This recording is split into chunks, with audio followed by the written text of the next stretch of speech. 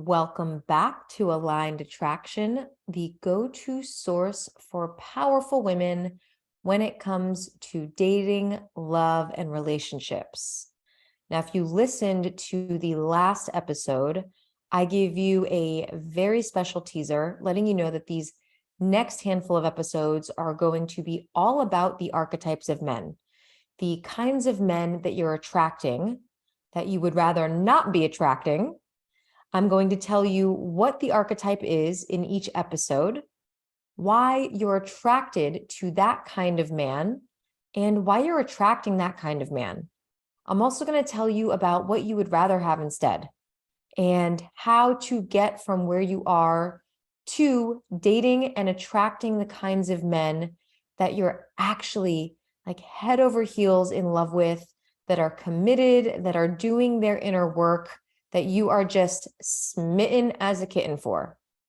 So today's archetype that I'm going to be covering is this archetype of falling in love with a man's potential, and why you're attracting men who you perceive as projects and fixer-uppers.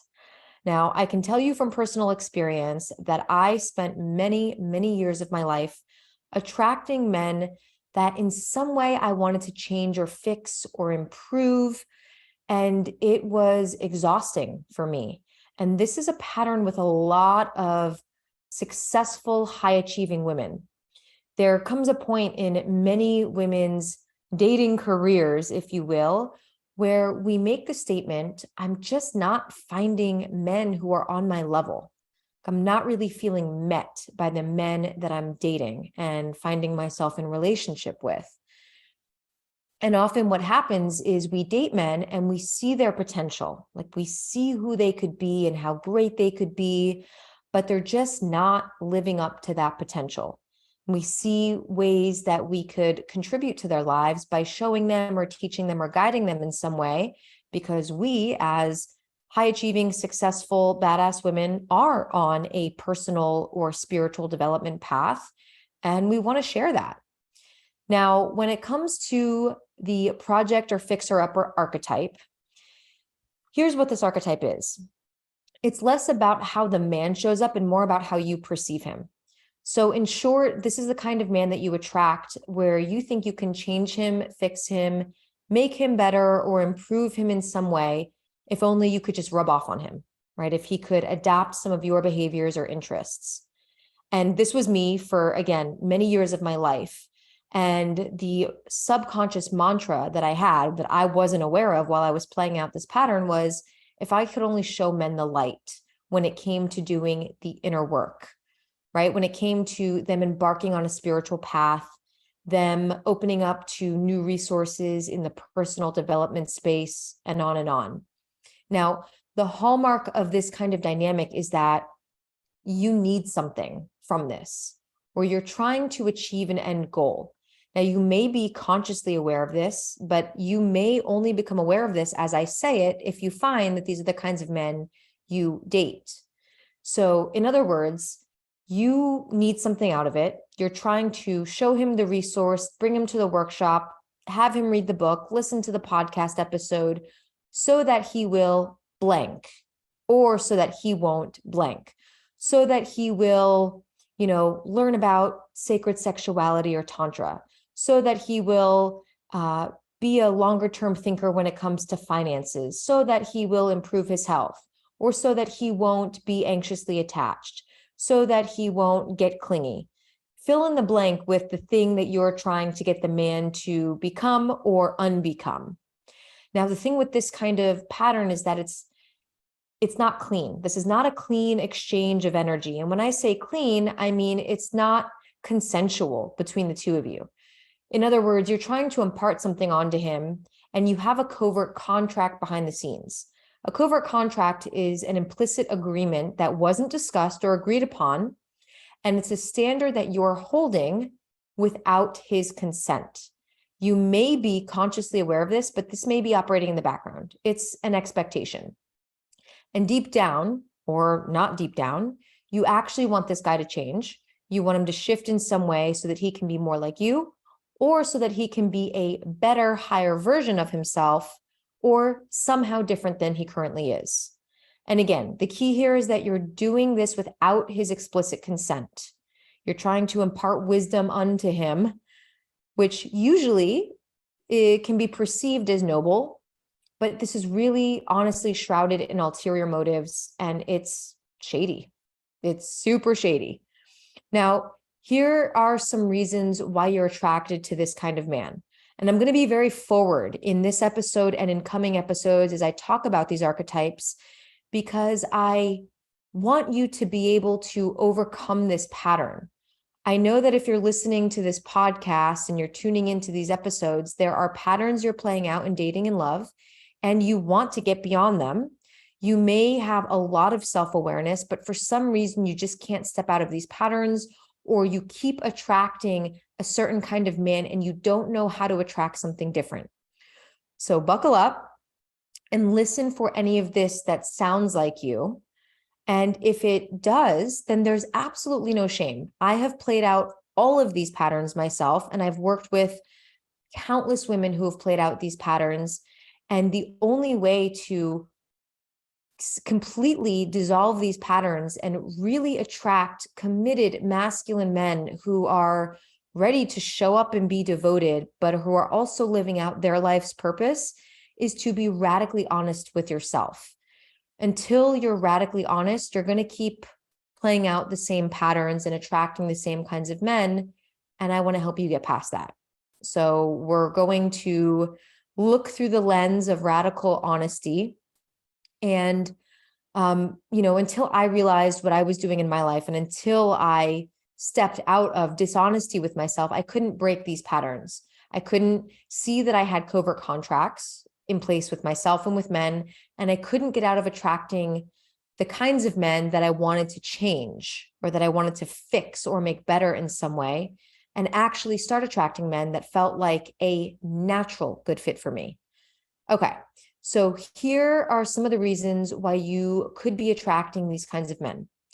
First one is that you derive a sense of meaning or purpose from teaching and being the golden example of what it's like to live a quote unquote conscious life.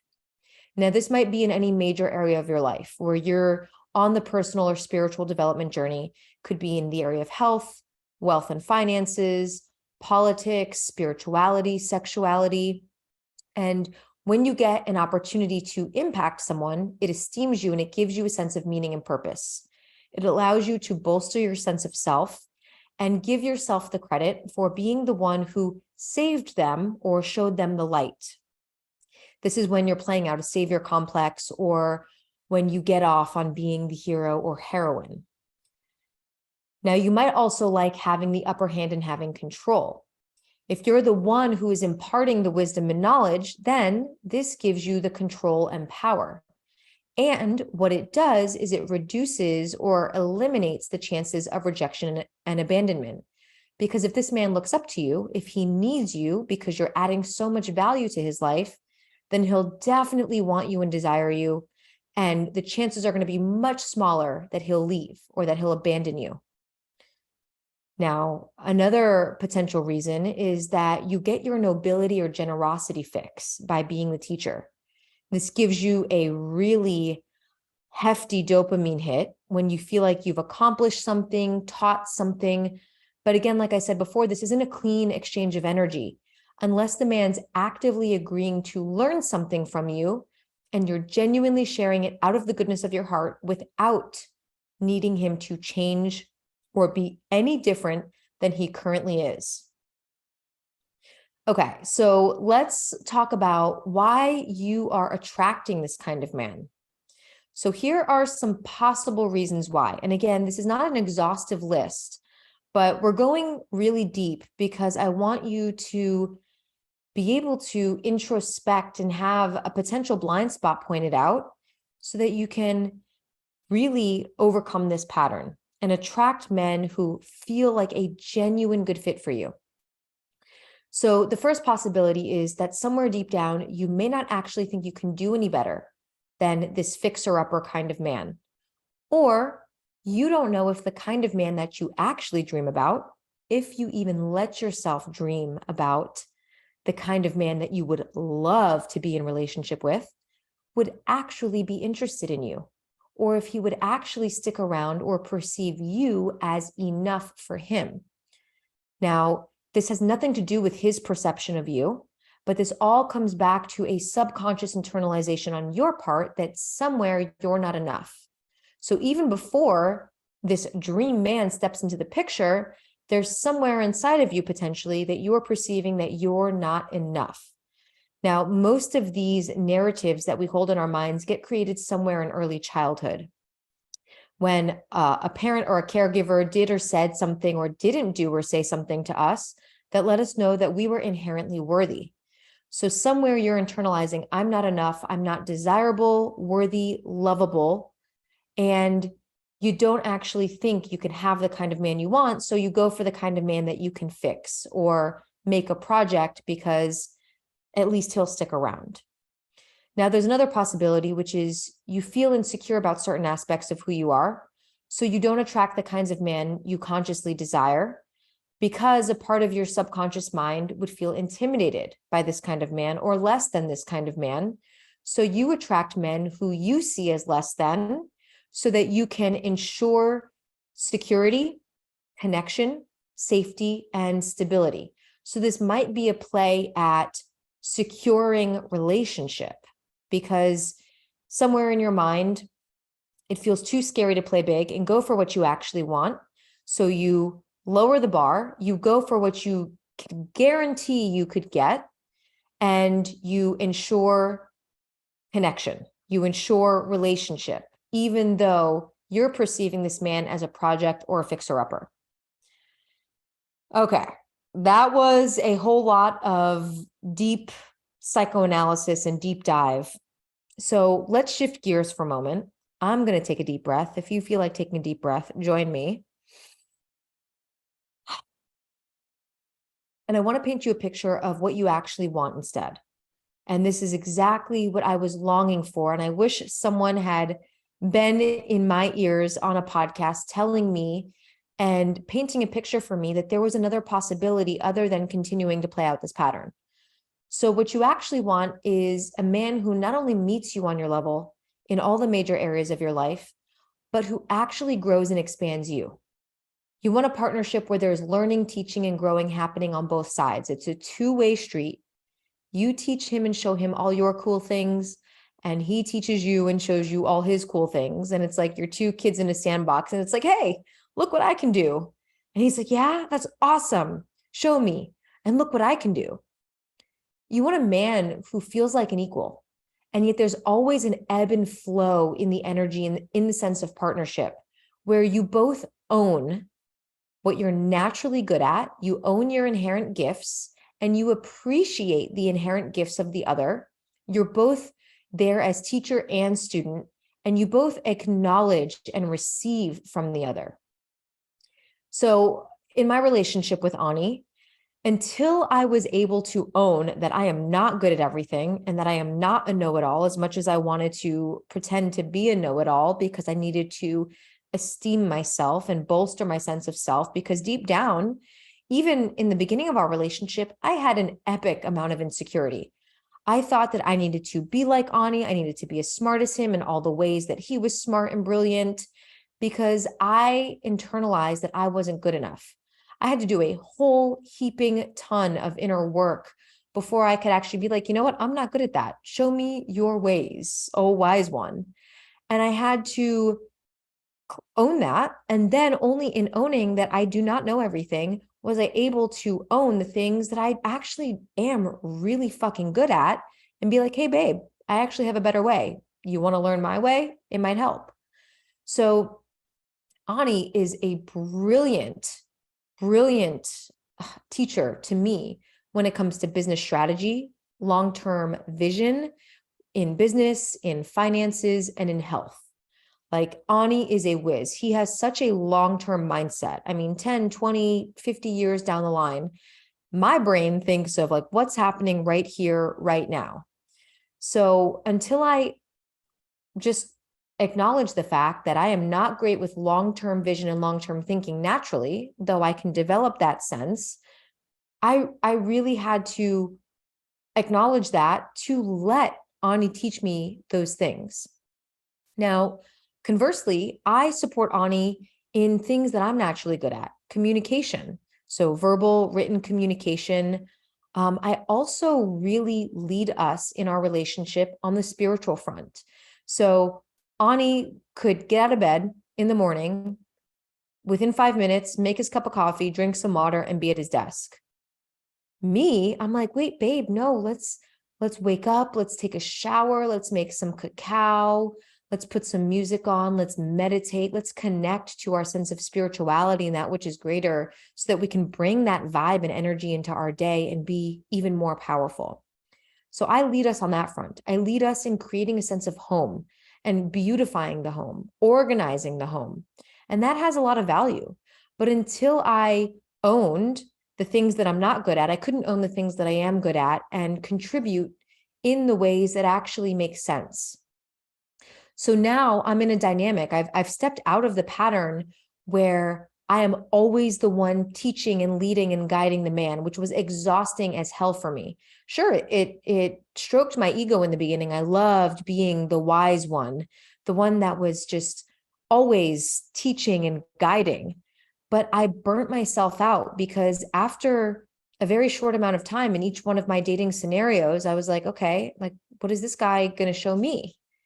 And then I was beside myself because I had created and set up scenarios where I was always the one teaching because I needed that for my ego. So now that I've checked my ego many, many, many times in some very challenging ways, I'm actually able to own my inherent gifts and receive Ani's inherent gifts and step out of that pattern altogether. So if you want to go from attracting men who you see as projects and fixer-uppers who have potential but aren't living up to that potential, and you want to actually get to the place where you're attracting an equal and a man who can equally contribute to your life in the ways that he's brilliant at, then you have to first face the fear of abandonment and rejection. That's number one. And I know that can be easier said than done, but actually create time and space to imagine what it would be like to be rejected by someone and feel the emotions that come up and ask for the support that you need, whether that's from a friend, a therapist, a coach. You have to acknowledge the narrative that you're creating inside that says, I'm not enough, if that's what you're playing out, or the narrative that says, I'm not worthy. And you have to reconcile that. You have to go on the journey to deciding whether or not you're going to perceive yourself as worthy and enough, because nothing outside of you decides that. You decide how you feel about yourself, independent of how others behave and whether they come, whether they stay, whether they compliment you or not. You're the only one that decides that. It is a decision. And in truth, though there is a lot of debate on this, it has nothing to do with what happened in your childhood. You may have grown up with horrendous parents, and even if you did, they do not dictate whether you are enough right now. That is only a choice that you can make. And you have to let it be okay that a great man could walk into your life and show you things that you didn't know. You have to be okay with not having the upper hand, with letting go of control, with letting insecurity come up and owning your areas of development and owning your insecurities. But then also own what you're naturally great at and let yourself contribute to his life in that way. So the invitation for you is a lot of beautiful, deep inner work and exploration and inner play. This can all be play and discovery. Now, most of us are blissfully yet painfully unaware that we possess patterns like this and that we have intentions underneath that seem noble, but that are really a barrier to us having the kind of love that our hearts have been yearning for, the kind where we're met by an equal. And it's time that we put our big girl pants on, our big girl stilettos, our big girl panties, whatever it is that we want to wear as we go on this inner journey, and that we address these patterns, that we address the false narratives that we have that we're not enough or that we can't have what we want, that that man isn't out there, that he's not going to love us, that we're not deserving. That's all a fucking heap of bullshit. And I will say it again and again in future episodes, because if you're listening to this, you deserve epic love. You're a fucking epic woman, and I don't have to meet you to know that. I know that. And I want you to know that. And I want you to own that and claim that if you haven't already. And if you've been playing small and you're ready to own all of your badassery and your magic because you're ready to start attracting high quality men who are committed, who are showing up and doing the work, then I want you to go to alignedattraction.com/workshop, because I recorded a workshop that's going to show you exactly how to get from where you are, attracting men who you perceive as projects and fixer-uppers, falling in love with potential, but not having the relationship actually pan out, and being in a relationship with the man that you are desiring, then watch the workshop. Watch the workshop. That's it. Alignedattraction.com/workshop, because in that workshop, I'm going to show you why your mind keeps recreating these patterns and how to overcome them. There's 4 phases to this process. It's actually very simple. So I'm going to outline all of that for you. It's free. Do it. You have nothing to lose and everything to gain. All right. So that's it for today's episode. We went deep. We're going to keep going deep because that's my style. In the next episode, I am going to tell you all about why you might be attracting players, AKA men who are emotionally unavailable and won't commit. So stay tuned for that. And until next time, much love and good vibes.